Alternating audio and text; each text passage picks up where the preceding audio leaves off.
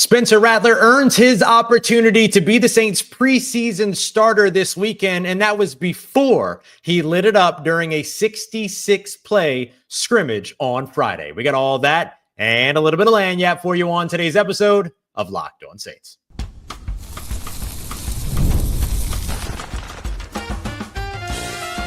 You are Locked On Saints, your daily New Orleans Saints podcast, part of the Locked On Podcast Network. Your team every day. What is good, Who Dat Nation and Who Dat family? I am your host, your friend, Ross Jackson, New Orleans native, your New Orleans Saints expert and credentialed member of the media covering those New Orleans Saints as a Saints beat writer over at LouisianaSports.net. And on today's episode of Locked On Saints, we had some standouts, including 7th-round edge rusher Fadil Diggs, Rashid Shaheed, and more all throughout Fridays. My days are running together. Fridays, 66-play scrimmage. Tyler Shough continues to build momentum, but it was Spencer Rattler who gets the big win of the day, being named the preseason starter this Sunday up against the Los Angeles Chargers. Let's break it all down on today's episode. We appreciate you very much, whether it's your first time or your next time, being here with us this time, making us your first listen and being it every day or here on the show, which is a proud part of the Locked On Podcast Network, your team every day. So first thing you need to know, Spencer Rattler officially named the starting quarterback on Sunday up against the Los Angeles Chargers, which is the Saints' first preseason game not here in Orange County, but over there in Los Angeles, out in Inglewood, California at SoFi Stadium. It's important to note that as Kellen Moore announced after practice, two things. He announced that Spencer Rattler was going to be the starting quarterback going into Sunday's game. However, he was very clear that that is also not a declaration that he will be the starting quarterback week 1 of the regular season. So expect this preseason game and probably the next preseason game too, potentially, to sort of weigh in quite a bit on the decision or provide some information upon which that decision will be made. So expect these next two preseason games, and especially this preseason game up against the Chargers, to be very, very important. The second thing that you need to know is that the full complement of New Orleans Saints will not be on the field on Sunday. Kellen Moore said that about 6 players or half a dozen players on either side, so about a dozen players total, will not be participating. So that could mean players like, I'm going to guess here, but like Chris Olave, who was out of practice on Friday with a minor ankle injury. I expect that he probably won't play on Sunday, because if you didn't want him to be involved in the scrimmage, then why risk him during Sunday's preseason game, right?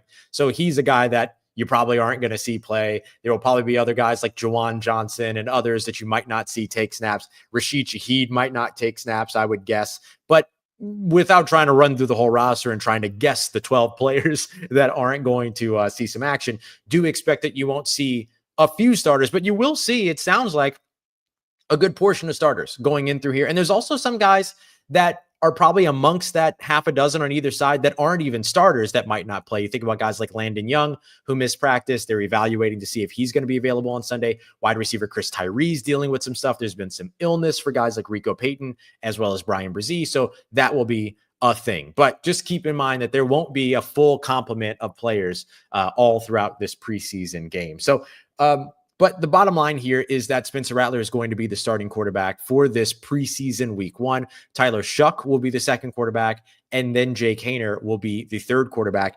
And the Saints, it sounds like, according to Kellen Moore, they actually informed the quarterbacks of this before Friday's practice. So before this big 66-play scrimmage took place, the quarterbacks all kind of knew how they were going to be settling in when it came to that preseason game. So they didn't, we weren't surprised when Kellen Moore made the announcement when we asked about it. Right after practice ended, you saw the Saints social media account tweet out that Spencer Rattler was going to be starting. So clearly there was some preparation being done. And so everybody knew what was going to be the case. So the 66-play scrimmage, almost said scrap, didn't factor in to the decision. But if it were to factor into the decision, I think Spencer Rattler still would have come out on top. He finished the scrimmage 12 of 16 with 2 passing touchdowns. He had 4 total drives. All 4 of them were with the first team offense, and he faced the first team defense 3 times. And that included him facing the second team defense once. when you kind of roll down the rest of the list, Tyler Shough, who had 5 drives because he had 2 quick 3-and-outs. So they gave him kind of back-to-back drives there. He didn't take any snaps of the first team offense, did 1 drive up against the first team defense. Jake Haener in his 3 drives during this scrimmage, no first team reps on either side of the ball. So he didn't work with the first team offense, nor did he face the first team defense. So just some things to keep in mind, because knowing all of that and knowing how much time Spencer Rattler spent going up against the first team defense, spinning around his first team offense, he had a pretty nice day. Again, 12 of 16 for 2 passing touchdowns. The first passing touchdown was a 32-yard bomb down the sideline to Rashid Shaheed off a play action. Beautifully thrown ball, really good catch as well. Rashid Shaheed doing a good job getting underneath it with Justin Reed. I keep calling him Eric Reed, and I promise you, for the rest of my life, I will continue to say Eric Reed by accident. But Justin Reed, let me give that man his respect. He deserves it. Was kind of picked that one up in coverage deep. And so I think Rashid Shaheed just won the man coverage battle off of the line of scrimmage, and it was able to get back there for the touchdown. So not only getting past the corner, but getting over the top of the safety with 32 yards of space. That shows you how fast Rashid Shaheed's moving these days, and Spencer Rattler was able to get him. The second touchdown went to Cedric Wilson Jr. in a similar area of the field. This one, he threw off of his back foot, had some pressure from, I believe it was Chase Young, who was kind of bearing down on him, lofted it up, got it up just high enough so that, no, it wasn't Chase Young because it was a second team defense. So I think it was actually Chris Rumpf that had the pressure, who continues to impress. What an impressive dude. So Spencer Rattler kind of lofted it up high enough that a leaping Jonas Sanker underneath couldn't take it away. And then Cedric Wilson Jr. made the bobbling catch for the touchdown. I believe that's his first touchdown catch in team drills throughout this training camp process so far. And so look, I use the word earned on some of the packaging here. And the reason why I do that is because that's kind of the way that Kellen Moore talked about it, that Spencer Rattler earned this opportunity. And I think we've seen that from the very beginning, right? You go back to the 126 play scrimmage where they did 18 total drives or whatever it was. And in that one, he took the majority of his snaps with the first team against the first team. You saw sort of them go back to Spencer Rattler right after that, gave him first team reps again. They got here to California. You saw him get second team reps. And then today he was right back on Friday at first team reps all over again. And so everything that we've been watching so far over the course of the past couple of days in the past few practices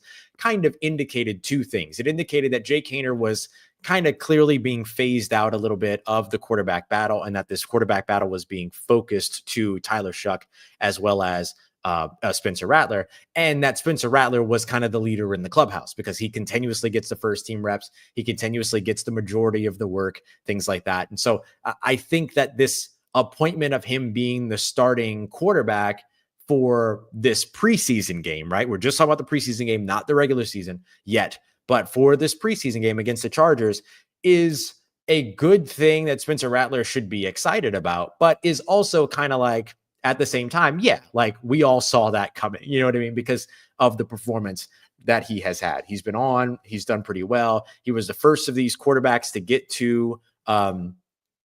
to double-digit passing touchdowns so far throughout training camp. And as a matter of fact, going through his running stats all the way back from the first preseason game, he's currently 109 of 151 with 12 passing touchdowns, 3 rushing touchdowns, and 4 interceptions as well. And so he's been completing at a high rate. He has been producing at a high rate. 72.2% of his passes have been complete so far. He has just been the more decisive quarterback, the most consistent quarterback, all that. So this isn't a shock, but still something that Spencer Rattler should be super excited about, that he gets this opportunity to go out there with the first team, run, 8 to 12 plays, whatever it's going to be, and then go and sit down for the rest of the preseason game so he could be ready for practice ahead of that Denver Broncos game in the second week. So Spencer Rattler is your starting quarterback going up against the Los Angeles Chargers this weekend. Remember, we're only talking about preseason week 1 right now. Spencer Rattler is the starting quarterback, but the guy that's following up right behind him, Tyler Shough, has really built some momentum over the course of the past few practices. Let's dive into that next as we continue on with today's episode of Locked On Saints, part of Locked On Podcast Network, your team every day. Today's episode of Locked On Saints is brought to you by our friends over at Monarch Money. Monarch Money is the financial command center that lets you manage all of your finances all in one place. So you don't have to have 6 or 7 apps like I used to have until I downloaded Monarch Money. Monarch Money made it so that I could delete a bunch of apps, literally helped me save space on my phone and helped me save money to get a new phone as well. Because thanks to Monarch Money, I found out I was spending way too much money on getting food deliveries. Just either order it and go and pick it up, Ross, or just cook at home like a normal person. So that's what I learned. Thanks to my good friends over at Monarch Money. Think of Monarch Money as your own little personal CFO, your own little Kai Harley that's helping you make sure that you're making the right financial decisions for yourself and your future. You can take control of your finances today with Monarch Money. Use promo code LOCKEDONNFL at monarchmoney.com and you'll get 50% off of your first year. That's code LOCKEDONNFL over at monarchmoney.com for half off your first year.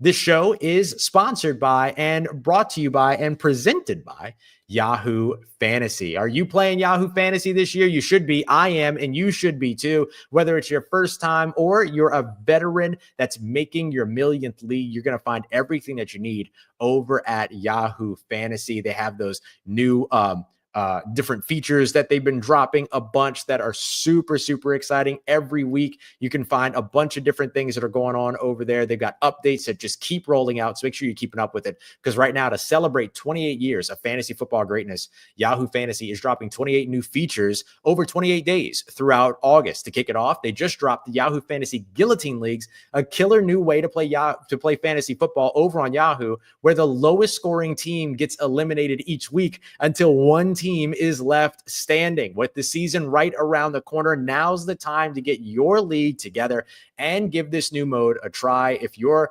more into the classics, don't worry. You can still play head-to-head private leagues as well as join a public league. So stay tuned for more killer announcements and start playing Yahoo Fantasy now at yahoofantasy.com/LockedOnNFL.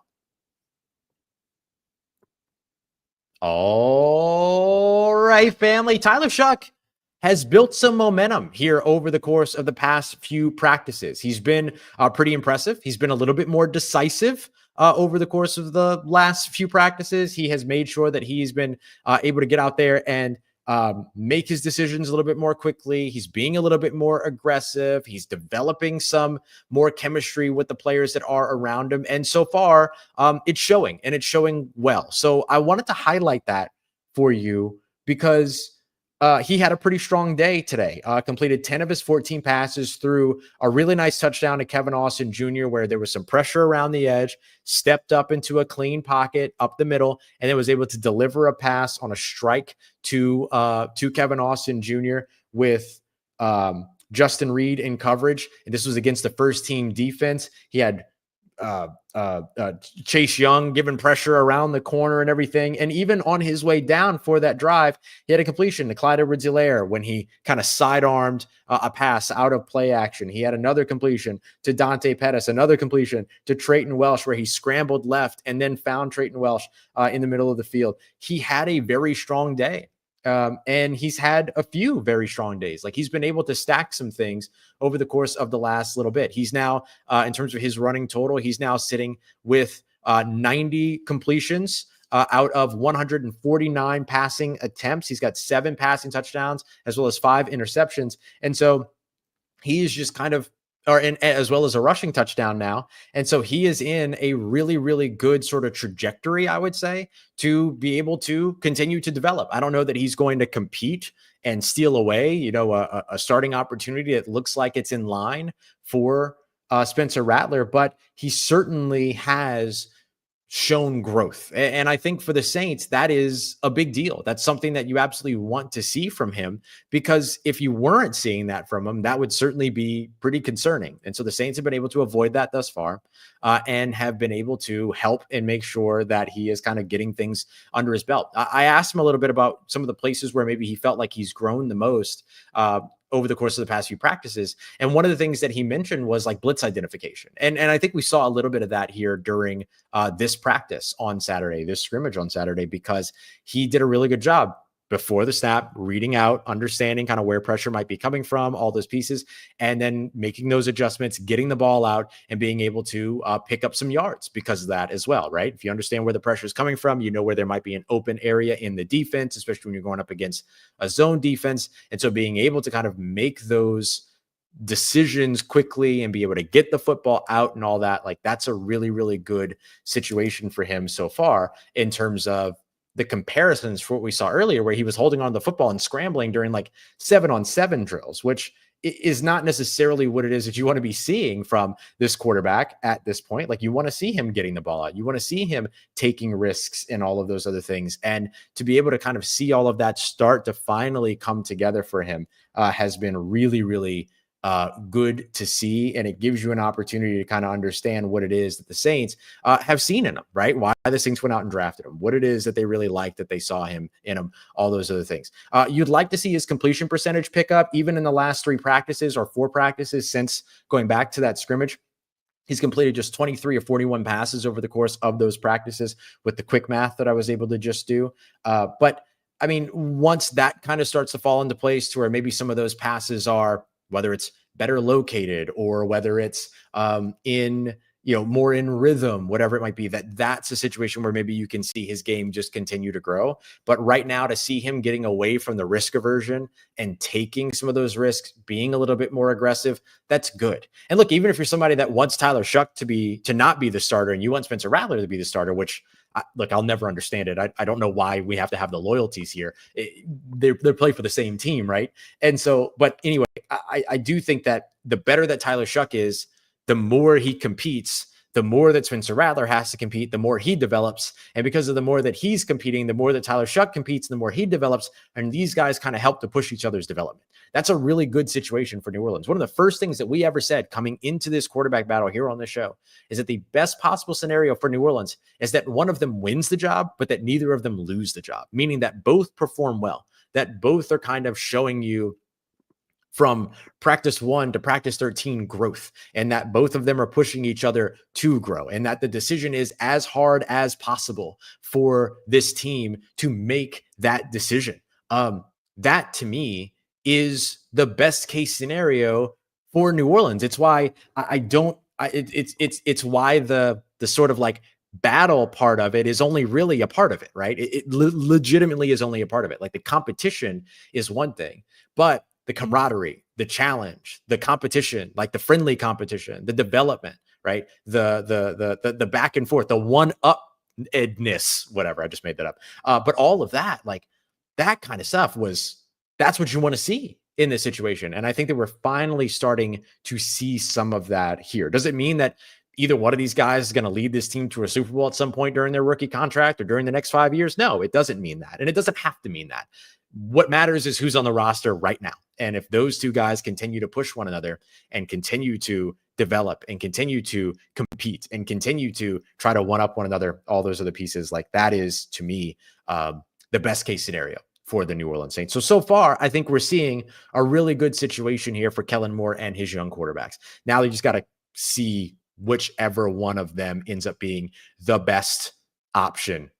Let the best man win. That's got to be the most important thing now as the Saints continue to move forward. But the good news is that the best man that wins will win, not that the worst of the two loses. And that's a really, really, really, really excellent situation here for New Orleans. So that's why I think that the recent growth, the recent trajectory, the recent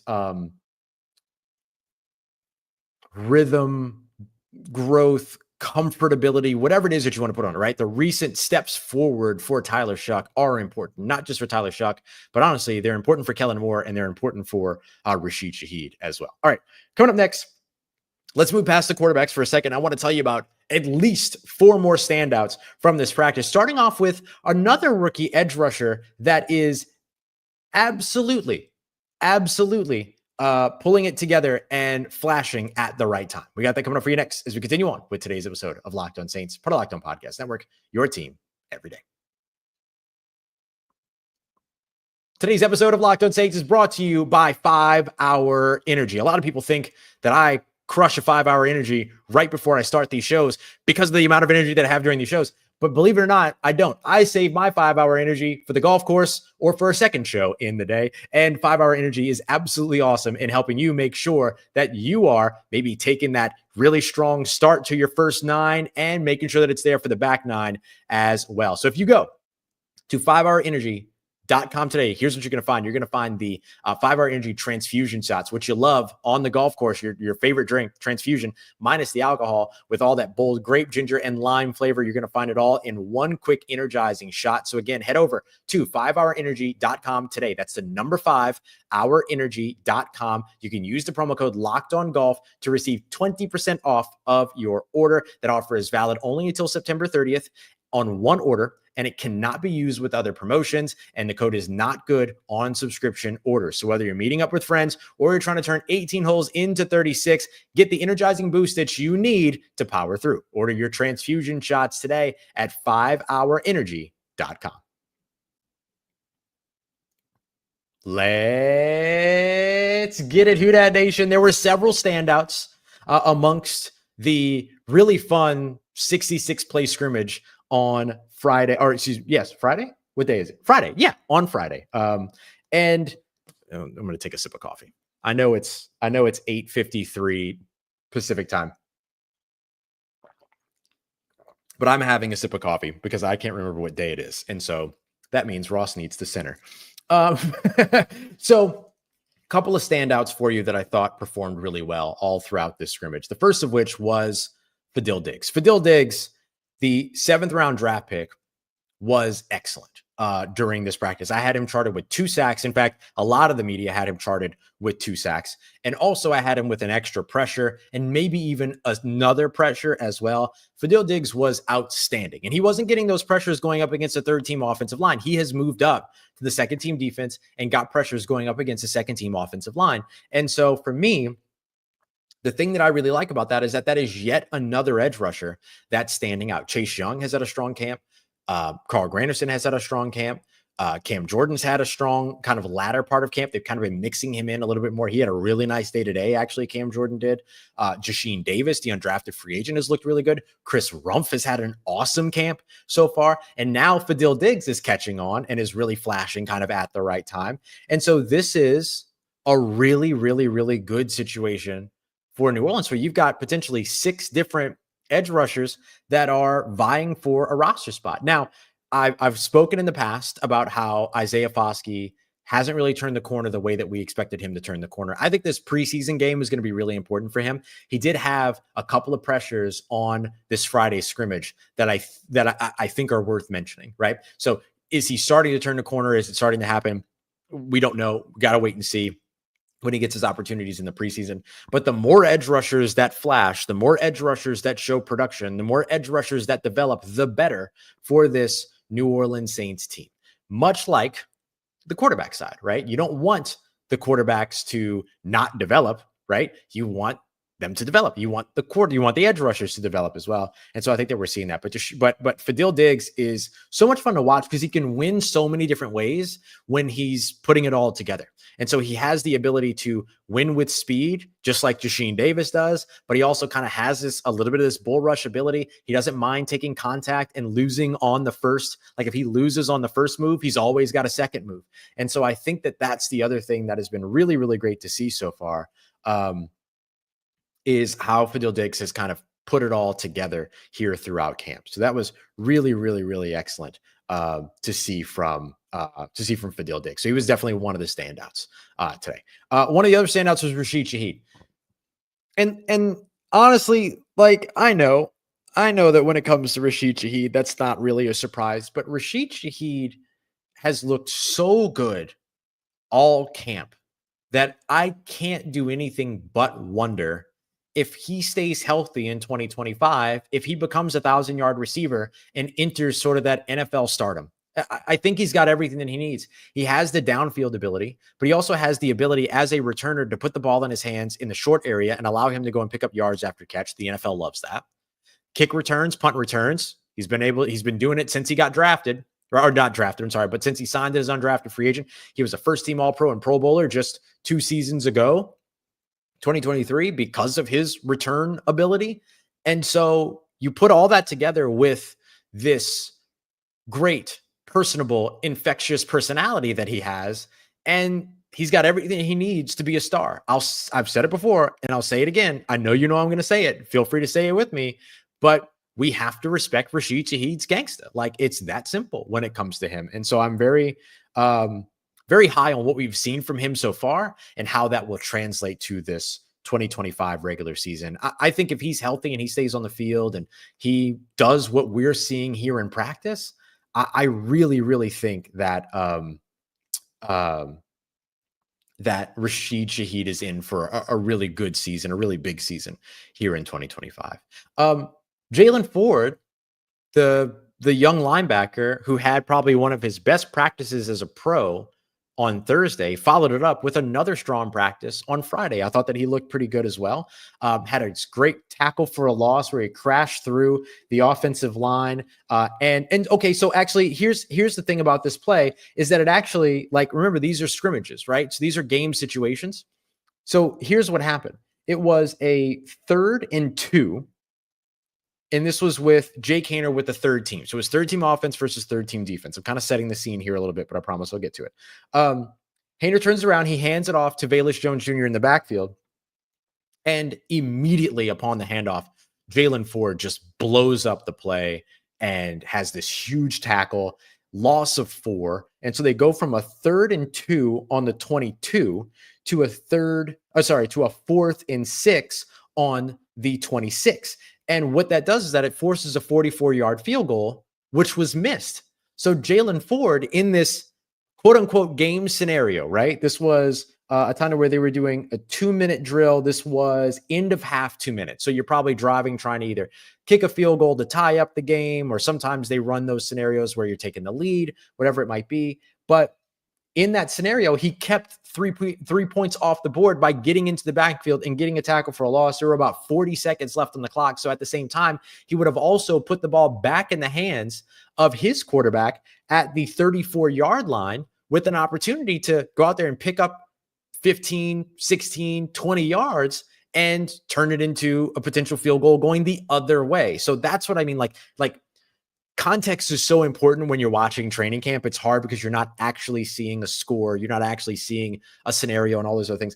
But like, that's a play where that could be a 6-point swing, right? Like, you keep 3 points off the board, you get the ball back to your offense with 40 seconds left. That offense gets 20 yards on a couple of plays, and all of a sudden you're scoring 3 points on the opposite side. That's a big swing. So that to me was a really, really great play by Jaylan Ford, who continued another strong practice and kind of bridged the gap from Thursday into Friday.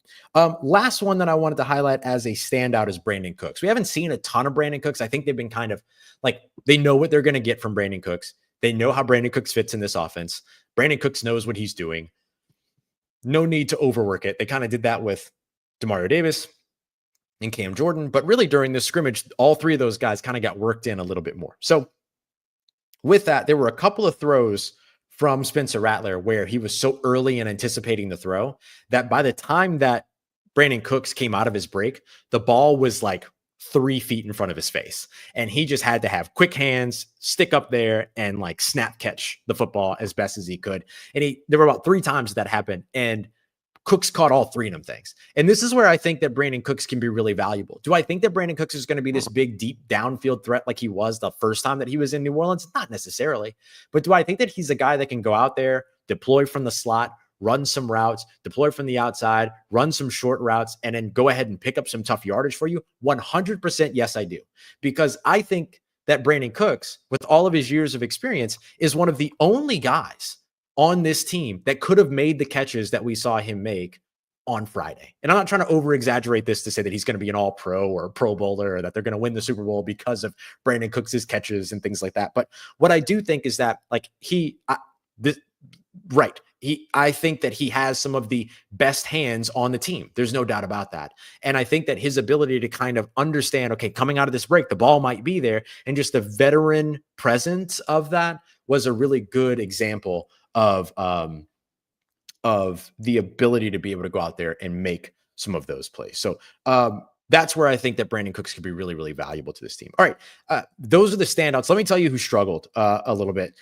First of all, I got to go with Charlie Smyth here. And Charlie Smith's had a rough camp so far. I think I've got him charted as 19 of 32 so far in camp, which is rough when you're competing with a guy like Blake Grupe, who's like 31 of 32. He's only missed one field goal all camp. Charlie Smyth missed kicks from 41 and 50 to start. He made an extra point, made a 44-yard field goal, and then made an extra point. And so I think my takeaway in all of this is that actually, no, he didn't make that 44. So he was 2 of 5 with misses from 41, 50, and 44. So just really rough day for Charlie Smyth, who was like one of the greatest dudes ever and everything like that. So he's going to keep his head down and continue to grind and stuff like that. But like, it's been a struggle for him so far. So he was definitely a guy that stood out as somebody that struggled a little bit. I thought Isaiah Foskey had a nice kind of a little bit of a bounce back day, but still didn't really catch my attention the way that I thought that he would. But outside of that, like good stuff from all around this team. One player that we didn't see pretty much at all was Danny Stutzman, but he wasn't injured. And so I think what that means is that he's probably going to see a lot of opportunity in the preseason game because the Saints are kind of tying together the snaps that players received on Sunday, or excuse me, on Friday in the scrimmage to the playing time that they'll see on Sunday. And so players that had lighter days on Friday will probably have busier days on Sunday. Those that had busier days on Friday will probably have lighter days on Sunday. Does that make sense? And so I think that you'll see some things like Alvin Kamara is not going to play. Chris Olave is not going to play. Like there's a few of those players that you're just not going to see and all that. But I think that there is something to be said in the fact that Danny Stutzman pretty much didn't see any team reps at all. And I don't think that's a bad thing. I'm not saying it as if it was a like, oh, he was injured or clearly there's something wrong there. I think that literally all that it means is that Danny Stutzman's probably going to see a lot of action on Sunday. And that's pretty good for you if you're a Saints fan, because you definitely want to see Danny Stutzman on a football field. I promise you that. All right. I appreciate y'all very much. Taking tomorrow off with the Saints having the day off tomorrow on Saturday.